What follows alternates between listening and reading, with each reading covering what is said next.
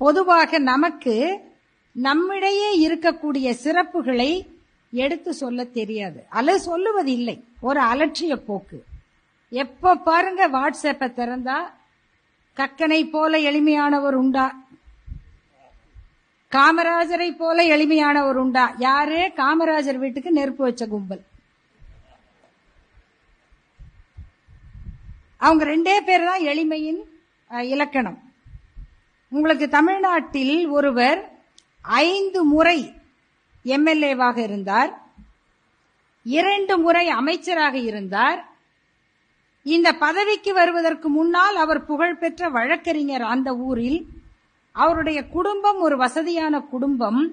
இவ்வளவும் இருந்து 5 முறை சட்டமன்ற உறுப்பினர், 2 முறை அமைச்சர், அண்ணாவின் அமைச்சரவையிலேயே எம்எல்ஏவாக அமைச்சராக வந்த, உடுமலைப்பேட்டையிலே பிறந்த சாதிக் பாட்ஷா என்ற ஒருவர் இருந்தார்.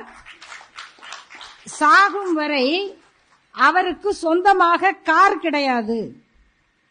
அவர் திராவிட முன்னேற்ற கழகத்தின் பொருளாளராக இருந்தார். ஆகையினால் அவருக்கு கட்சி வழங்கிய கார், அந்த அம்பாசிடர் காரை மட்டுமே அவர் கடைசி வரை பயன்படுத்தினார். எல்லாம் வாழ்ந்ததும் மறைந்ததும் இந்த மண்ணில்தான். ஆனால் நமக்கு அவர்களை படம் எடுத்து நாம போடுறது இல்ல. இன்னும் நம்மளும் கக்கனையே படிச்சுக்கிட்டு இருக்கோம்.